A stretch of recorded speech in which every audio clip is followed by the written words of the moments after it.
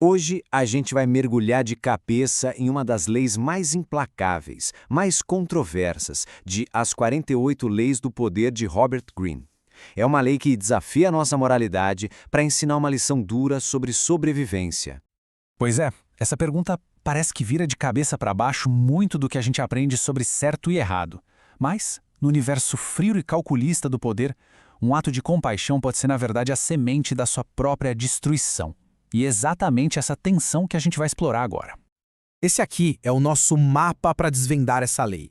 Primeiro, vamos entender por que a compaixão pode ser um risco. Depois, a gente entra na lógica brutal da lei. Na sequência, vamos ver como ela se aplica hoje em dia, fazer uma análise crítica dos custos disso e, no final, tirar as lições mais importantes. Então, vamos começar pelo problema central que a Lei 15 tenta resolver. O perigo estratégico que é deixar um adversário derrotado com qualquer pingo de esperança. Pela lógica de Greene, um inimigo que você derrota só pela metade não vai sentir gratidão.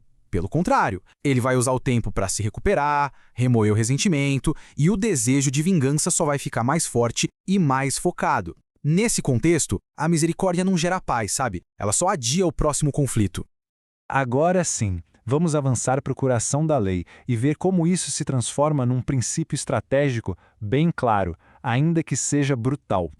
Tá aí a lei, preta no branco. O ponto fundamental aqui não é a crueldade por si só, mas a prevenção. A aniquilação é vista como a única forma de garantir que não vai ter volta, que não vai ter retaliação. É uma estratégia de autopreservação levada ao extremo. E isso nos leva direto ao primeiro conceito-chave. Meias medidas são um perigo imenso. Deixar um rival com recursos, com reputação ou com uma base de apoio é como deixar munição para ele se rearmar. A vitória só é completa quando a capacidade do inimigo de voltar a ser uma ameaça é, de fato, eliminada por completo. O segundo conceito é ainda mais direto ao ponto. Uma paz que dura com um rival só é possível quando ele é totalmente removido do tabuleiro, sem espaço para manobrar, para fazer alianças ou se reagrupar. A ausência da ameaça é a única garantia de segurança de verdade. E olha, esse exemplo aqui é perfeito para a gente ver a lei em ação. Em 1934, os nacionalistas tiveram a chance de acabar de vez com o exército do mal, mas não o fizeram. Eles deixaram uma brasa sobreviver. Essa brasa se reagrupou, ganhou força e anos depois voltou como um incêndio que consumiu totalmente os antigos rivais. O mal aprendeu a lição e, quando teve a chance, não cometeu o mesmo erro. Mas tá, como é que essa lógica de guerra se aplica fora do campo de batalha? Vamos tentar trazer essa ideia para contextos mais modernos e menos violentos, como o mundo dos negócios ou da nossa carreira. Então, como a gente traduz isso para o mundo profissional? Não deixar espaço de manobra é mais do que só ter um produto melhor. Significa controlar a narrativa, dominar os canais de distribuição, se tornar tão essencial no mercado que seu concorrente simplesmente não tem mais oxigênio para respirar. Da mesma forma, ganhar um projeto não é só sobre entregar o resultado. É sobre usar esse sucesso para se tornar a única escolha lógica dali para frente. Até agora, a gente explorou a lógica da lei. Mas, nenhuma estratégia de poder vem de graça. Chegou a hora de ter um olhar mais crítico e analisar as complexidades, tanto éticas quanto práticas dessa lei. Essa citação, tirada direto do livro do Greene, não deixa nenhuma margem para dúvida. É uma declaração fortíssima que resume a natureza implacável do conselho dele. Não tem meio termo. E aí, claro, vem a pergunta que não quer calar. Agir com essa brutalidade toda, mesmo que seja num contexto corporativo, com certeza tem consequências. Essa pergunta nos leva a olhar para o outro lado da moeda.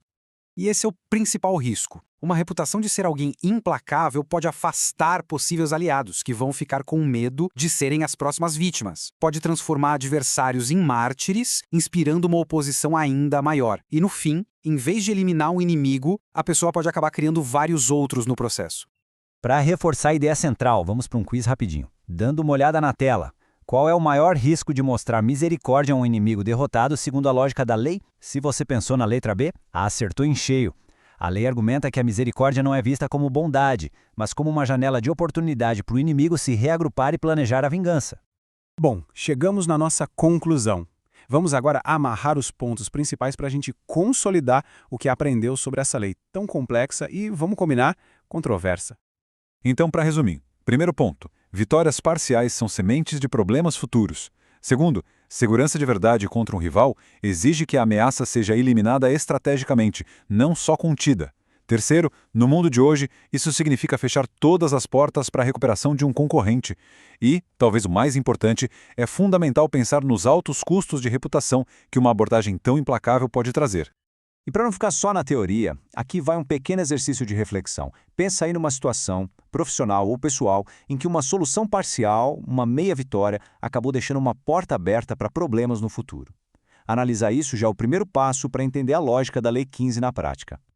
E com esse pensamento, a gente fecha a análise da Lei 15. A seguir, vamos explorar a Lei 16, que ensina uma tática completamente diferente: como usar a ausência e o silêncio para, paradoxalmente, aumentar o poder e o respeito. Fica o convite para a nossa próxima análise.